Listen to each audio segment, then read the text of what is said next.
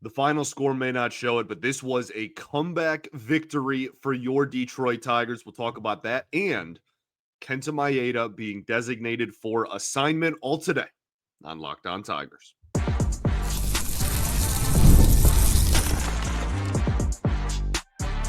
You are Locked On Tigers, your daily Detroit Tigers podcast. Part of the Locked On Podcast Network, your team every day.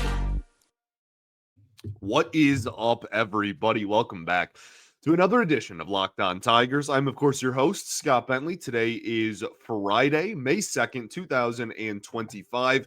Thank you so much for making Locked On Tigers your first listen. Every single day, we are free and available wherever you get your podcasts, including YouTube, part of the Locked On Podcast Network, your team every single day. Happy Friday, everybody. We celebrate this Friday with a victory over the Los Angeles Angels of Anaheim. The Tigers win 10-4 in LA, in Anaheim, I guess, in wherever they play. The Tigers win 10-4 to improve to a outstanding 20-12 record on the season. They are the first team in the American League to reach 20 wins. The Tigers also have the most wins going into this game that was on May 1st, had the most wins in franchise history before May 1st. That's according to the Tigers social media department themselves. And some people were like, well, 35-5, whatever. They used to start the season later, in case you didn't know. Weren't as many off days, and they used to start the season later, so that's how that's a thing. But regardless, one of the best starts in recent memory. And this game, another great win in a long line of great wins. My first thought was that I am exhausted. It's 1:30 in the morning as I hit record here, actually. But that I went to the Pistons game and I came back and it was like the fourth inning. So then I had to rewatch the, first four innings that I missed and whatever. But my first thought was that this was an awesome win. It was kind of a close and, dare I use the word, disappointing first half of the game, the first 4 or 5 innings. And not that they were putting together bad at-bats or that, Kikuchi was dominating them or that Mize was terrible. It was just, 4-2 in LA against a team that's struggling and not very good. I feel like they should have been more in control because I didn't think they looked like they had been outplayed as bad as, it was a 2-run game, but to dictate losing, over halfway through this ball game. And so it went from that kind of a vibe to, okay, well, never mind. That's a 6-run victory. No one is going to look at this box score in history, right?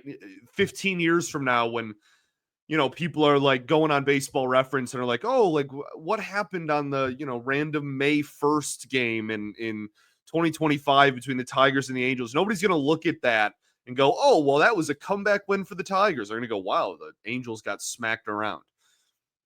And so I think that that's important, though, that it was a comeback victory. It shows that the offense has kind of a next man up mentality in this game, I guess. Getting production late in the game from just about everybody in the lineup card is really a beautiful thing. And the fact that they were able to win so comfortably without getting that patented, early Tigers lead that we have kind of become accustomed to, they've just focused so much on knocking the starters out of games and trying to get big leads early, right? That they've been one of the best first inning teams in all of baseball. And so it's really important to prove, albeit against a terrible bullpen, it's important to prove hey, this lineup can get going wherever, right? That they can get going and score runs at any point in the ball game, and winning in a different way than we're used to them playing is just nice to see. So what went right in this ball game? 10 runs and 8 of those in the last 2 innings of work.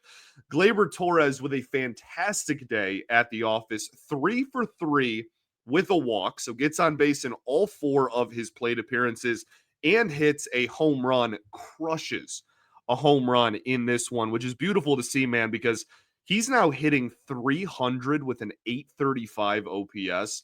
And the only thing that I was complaining about in the first month of the season was that I didn't really see too much power in his swing.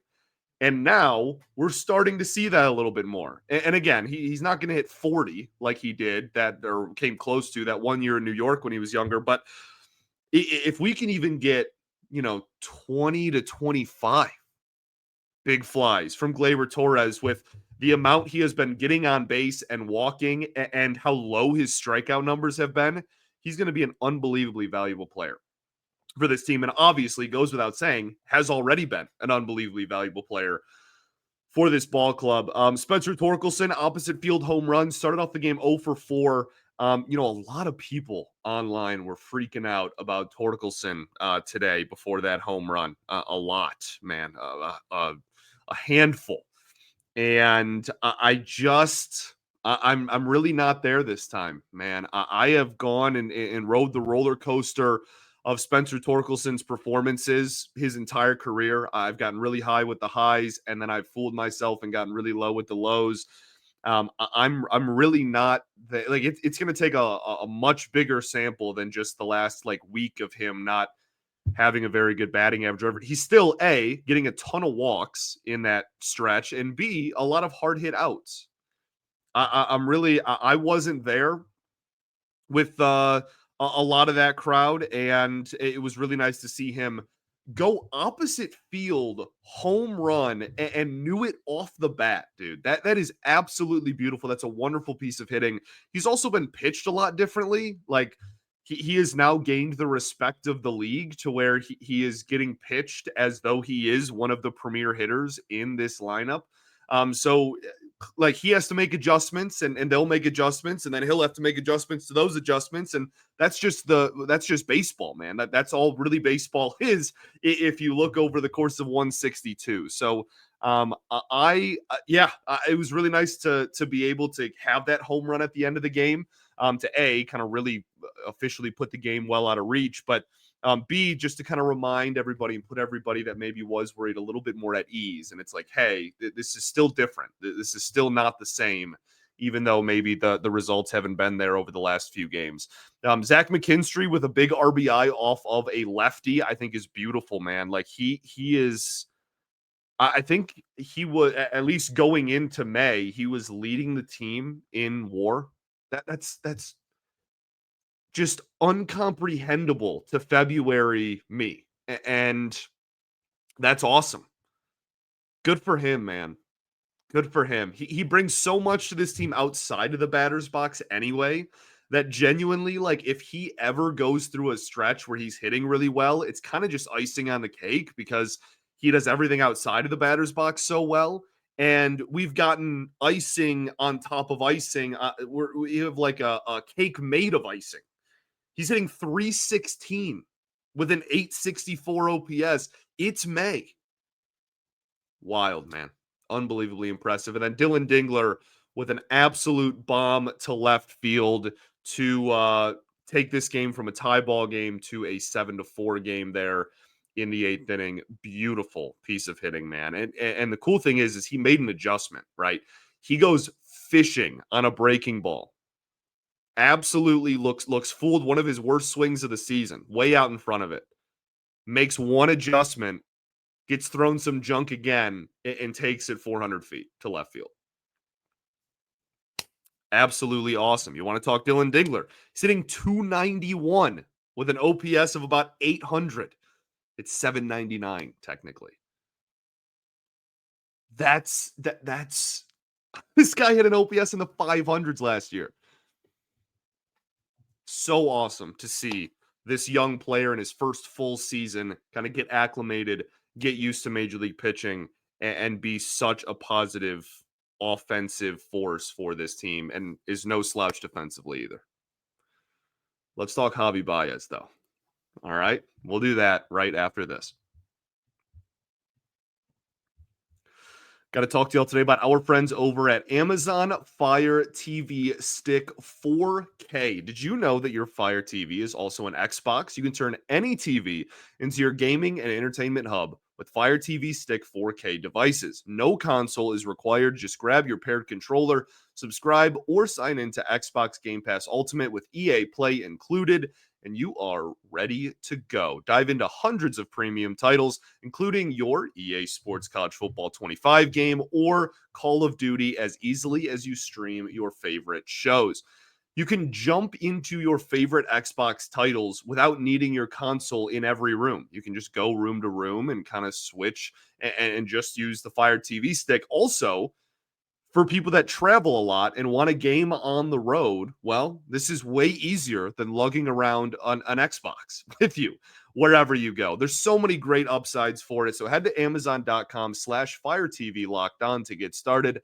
Xbox Game Pass Ultimate subscription and compatible controller are required. Available on select devices, including Fire TV Stick 4K, second gen, Fire TV Stick 4K Max, first and second gen, and Fire TV Cube, third gen.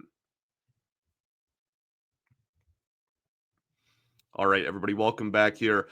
Segment 2 of Locked On Tigers. Appreciate y'all for tuning in. As always, making us your first listen every single day. Shout out to the everydayers that do tune in every day. And we will, of course, be back on Monday, recapping the remainder of this 4-game set against the Angels. Today, though, we talk about this 10-4 victory in Game 1.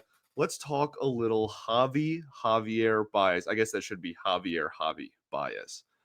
Hits a home run. That was a terrible pitch. I mean, my goodness. That was what, like 92 middle. I don't think I actually could have like placed with my hand the baseball anymore in the middle of the plate, and Javi absolutely rips it. That one was not, the grand slam. I was like, oh, like he still doesn't really have any power. Right, like that was a Crawford box home run. It's not a home run too many places. He kind of got under it, whatever. I was making a ton of excuses, and I was like, oh, he still doesn't have any power.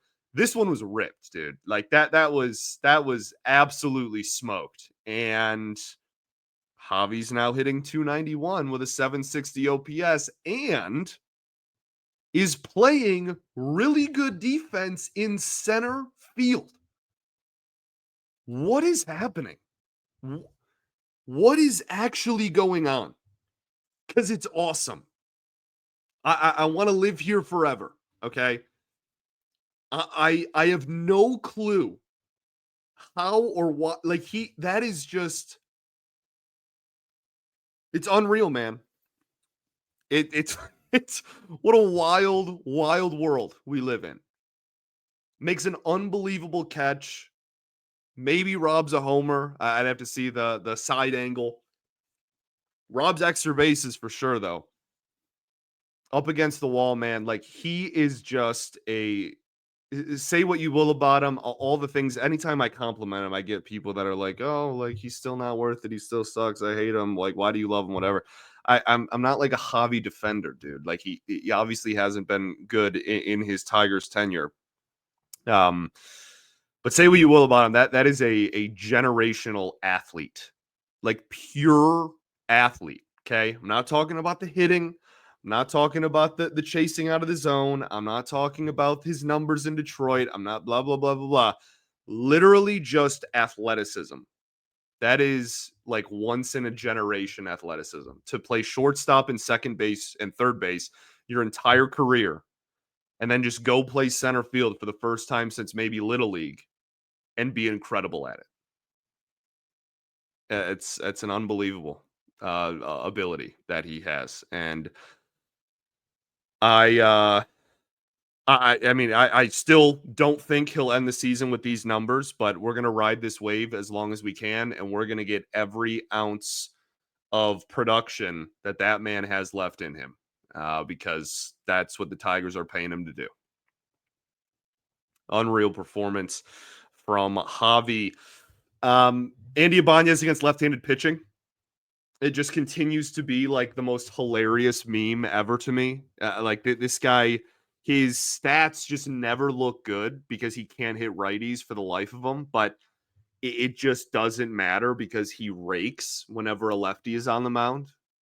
And it's like death taxes and Andy Ibanez getting a hit against a left-handed pitcher. Like it's just one of the guarantees in life. And came through again a couple of times, twice. He came through against the lefty. Just absolutely beautiful. As far as the bullpen goes, Tommy Kahnle was lights out, absolutely fantastic. And Tyler Owens in his first outing with the Tigers looked really good. That fastball velocity, I don't know if that was just, like first major league outing of the year, like I'm going to get, really hyped up or whatever or what. But I mean, that fastball will play, man. That'll absolutely play. So I actually really like the stuff. I liked the stuff when he was in the minor leagues too. We kind of talked about him when he came, when he joined the organization and whatnot, again, added to the 40 man, I should say, over the winter. We talked about him and yeah, man, like he's got kind of a funky delivery and release point and whatnot. And that with the velocity is going to play pretty well. So hopefully that is something that benefits the Tigers going forward because he looks like he's going to have a roster spot for the foreseeable future. Casey Mize, 7 innings, 7 hits, 4 earned runs, 2 walks, 4 strikeouts. Obviously, the 2 home runs against. His ERA on the season is now 2.7.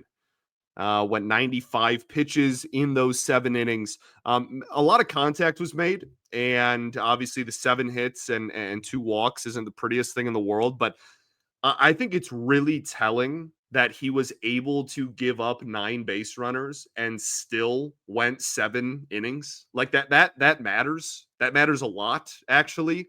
And I am so glad that AJ let him do that. Because it was a close game, dude. Right? Like this was not, again, the final score ended up being 10-4. But in that moment, the Tigers, not only is it a close game, the Tigers are losing. And AJ still lets Mize go out there, even though he's been hit around a little bit. 4-7. That matters so much, and I'm so glad that AJ, did that and kind of had, because usually we're used to AJ kind of being like, okay, when this situation exactly arises, I'm pulling him from the game. And while that was still probably the case in this game, and that situation just didn't come up, being able to kind of let him off the leash a little bit and have a little bit of freedom and work that extra inning, I think is so important. So good for Casey Mize, good for this coaching staff. The pitch mix in this game was fantastic. That's kind of where the fantastic stops and ends. I actually thought the slider was pretty good in this ball game, but the fastball was not. This was probably the worst fastball he's had all season. Was not missing bats with it. Was not able to get it by anybody. If it was in the zone, it was kind of hit. Just really was ineffective. And one of those, the Soler homer was just a brutal fastball. You can't throw 96 right there to a big power bat like that. But yeah, like the stuff wasn't as sharp as it has been. The command of the splitter was kind of all over the place. We saw him hang a splitter that was taken for a home run. So again, just to like reiterate my point and put a bow on this, like the fact that he didn't have maybe the best stuff in the world. Again, I don't want to disrespect the slider. I thought the slider was really good, but maybe not the best stuff he's had when comparison to what we've seen from him so far in 2025. A really ineffective fastball kind of in general. And the Tigers were losing, and it's not even a quality start. He gave up 4 runs. And yet was still allowed to go 7 and get through 7 go 1, 2, 3, get a shutout in that half inning too. I think is beautiful, man. So good for Casey Mize, tip of the cap. Only other thing I really want to talk about and what went right is RISP. The Tigers go 5 for 7 with runners in scoring position. A lot of clutch hitting in this ball game, especially late, obviously, but kind of throughout. Had no issue hitting with runners in scoring position, which is a beautiful thing. Let's talk about what went wrong and then stuff. Okay, we'll do both of those things right after this.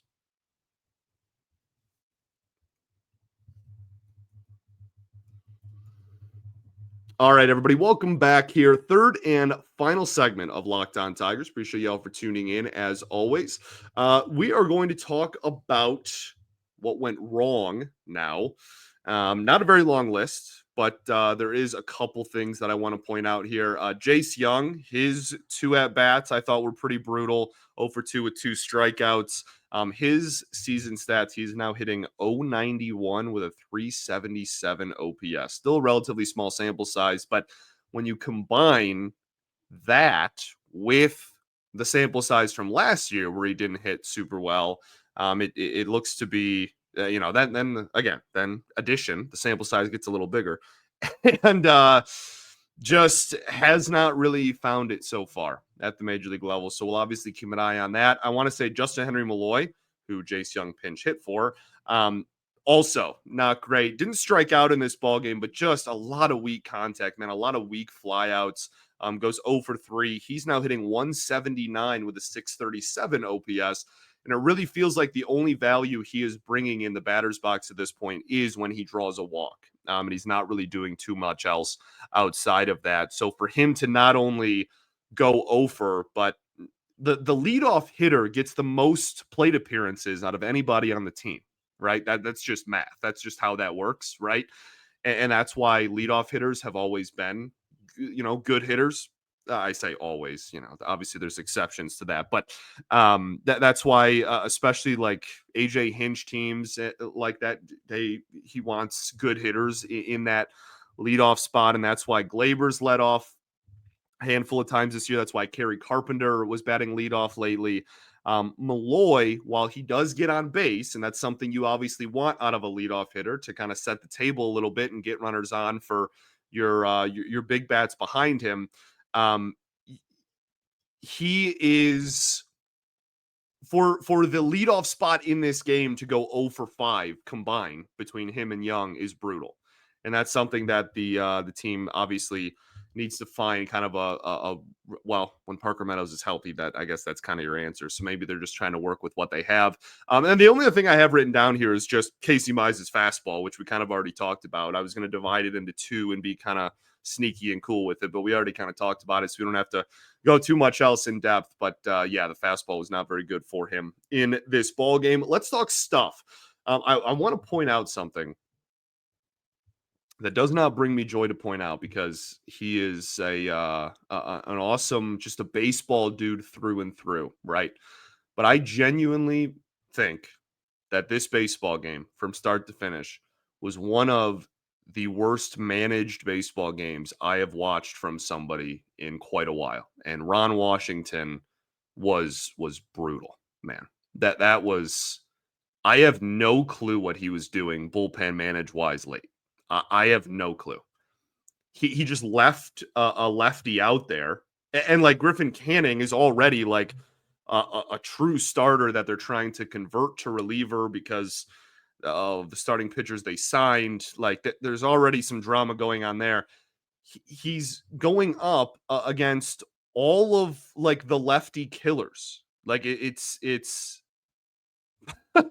like Dingler, obviously, but then like Torkelson and Andy Ibanez. Like what is happening? I and then Riley Green's just Riley Green. I don't know, man. And that's one example. Like genuinely, the entire last 2 innings, a lot of the decisions made in the 4th inning, I want to say as well. I mean, I was blown away by the lack of really anything from Ron Washington in this game. So hopefully that's not like been a reoccurring theme for the Angels all year, because Ron Washington rocks, and hopefully he is kind of a nice baseball mind to have in that young clubhouse. But this was a really rough game managerial wise for him. I also thought it was funny. There's a clip going around of Zach McKinstry waving goodbye to Dylan Dingler's home run. I just thought that was cool and something I wanted to point out. Gleyber Torres pulled from this baseball game. Hopefully it's nothing serious, because we already have enough injuries. Okay. B, if you get hurt after getting in a game in which you are 3 for 3 with a walk, you've got on base in all 4 of your plate appearances, that just feels not fair. So hopefully he's fine. Haven't gotten an update yet, and it's almost 2 a.m. Then the big move of the day is that Thursday morning, there was some rumors, John Paul Morosi, a couple of the beat writers talking about Kenta Maeda being DFA'd from the Detroit Tigers. And sure enough, a couple hours before game time, it was confirmed that Kenta Maeda was designated for assignment. So his tenure with the Detroit Tigers is officially over. You knew that this was going to happen. We've been talking about it for weeks. Um, uh, he is owed money, but only through this year. This isn't like something where they have to work out this long buyout and like, we're going to make, Bobby Bonilla and make you 50 payments over the next 10 years. Like, this is just, here's the rest of the money you're owed. Thanks for your time. Sorry it didn't work out. Hopefully you can make some adjustments and find some work elsewhere. So his era with the Tigers is over now. The interesting part, because the Maeda thing, the writing has kind of been on the wall there for a while, and again, you knew he wasn't going to make it through the season. Just a bullpen spot that you literally can't use unless the game is out of reach in either direction. But I think that the presumption was that Andrew Chafin was going to be recalled, and the reason why is because on May 1st. Andrew Chafin had an opt-out where if the Tigers weren't going to promote him to the majors, that he could, opt out and go to another team. And that is what happened. Andrew Chafin is not a part of the Tigers organization. He's had a pretty solid year statistically in Toledo. But the Tigers, even after DFAing Kenta Maeda and like had a roster spot just wide open for him, still did not bring up Andrew Chafin. And he is now a Washington National. So I think to me, that means, we don't have as many of like the advanced, like savant-esque analytics down there in the minor leagues, at least to the public. So my guess would be that they just still aren't happy with the command and the velocity. And that was something that he struggled with a ton in the spring because he wasn't on the team until almost the end of spring training, right? So he didn't have a winter to work out or whatever.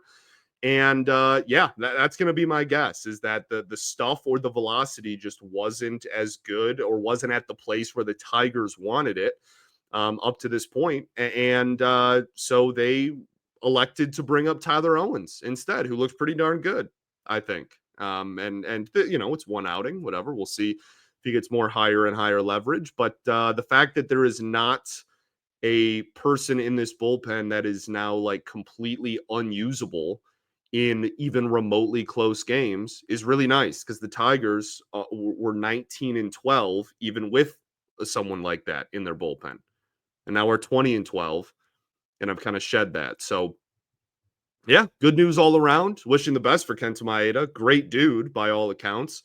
And hopefully he can figure it out and kind of rebound somewhere. I'm not really sure if that's here or back home for him, but I hope that he's able to figure it out and keep playing ball somewhere, because he's a really fun pitcher when he's on. Just his entire Tigers tenure was just unfortunately a complete mess. Okay, then we got this weekend. Mike Trout looks like won't play this weekend. So one of the biggest threats, one of the only pieces for this Angels lineup. And like, that's the thing, man. Like, this Angels team, I'm not here to convince you that it's good. Okay. There's a lot of holes in this lineup. And like, Paris has completely fallen off a cliff from his hot start. Adele was like supposed to be this can't miss prospect and hasn't hit consistently really in his entire career, and certainly hasn't hit very well this year. But like Ohapi, really good. Ward hasn't been good this year, but is a solid player. Soler, good power bat in there. Zach Neto, one of my like favorite shortstops in the league. Like, there are pieces here. They're not good. They're not a playoff team. They're probably not even a 500 team on paper. But like, I feel as though they should be not like one of the worst teams in all of baseball. And I'm hoping that that's not all on, some of the decisions we saw from Ron in this game. Their starting rotation is not very good, and their bullpen's not very good either. So I'm sure that has a lot to do with it as well. But there are some young pieces there, and hopefully that's something that they can keep building toward, because I like when the Angels are good, and I want Mike Trout to have another run in him as just a baseball fan. So you got Tarek Skubal versus Soriano, one of the only good starting pitching pieces they do have. Soriano's a good pitcher, man. And the ERA isn't beautiful because he's been kind of left in, hung out to dry a couple of times and kind of got beat up late in some outings. But he's a good pitcher with a really good kind of bowling ball, two-seam fastball that causes a lot of ground balls. And so that is hopefully something the Tigers can avoid. Lift the baseball a little bit. And you got Scuba going on your end. So obviously you have the pitching advantage there. Then you have Flaherty versus Kyle Hendricks on Saturday. I want to make this abundantly clear. I think that might be, and like now I'm going to say this and we're going to lose and it's going to be all my fault. That has to be a win.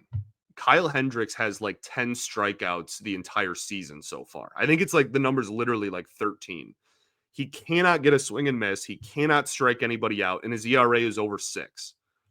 Like, this is 2025.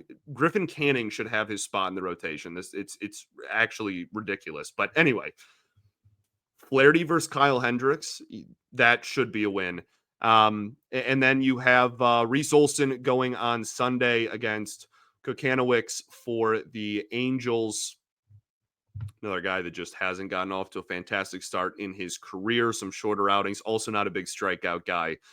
So hopefully the offense can kind of go off. And I mean, heck, I think you're in, they threw their ace against Casey Mize and they were winning through 7 innings. Like, if there was a game to drop, it was going to be this one, and you ended up winning by 6 runs. So I think you're in prime position to take 3 or 4 this series. If not, I mean, I don't want to get greedy and talk about 4-game series sweeps, because that's very hard to do no matter who you're playing. But I think the Tigers have the pitching advantage pretty darn comfortably in literally every game, and the bullpen advantage in literally every game. So let's make some magic, baby. Thanks for making Locked On Tigers your first listen every single day. Shout out to the everydayers that do tune in every day. We, of course, will be back on Monday recapping this 3-game set. Sorry if the enthusiasm was low again. It is now 2 a.m., so trying my best here, but come a little more fire on Monday, especially if we win some games this weekend. Appreciate you all for tuning in. Peace and love. Going to therapy's dope. I'll catch y'all then, baby. Go Tigers.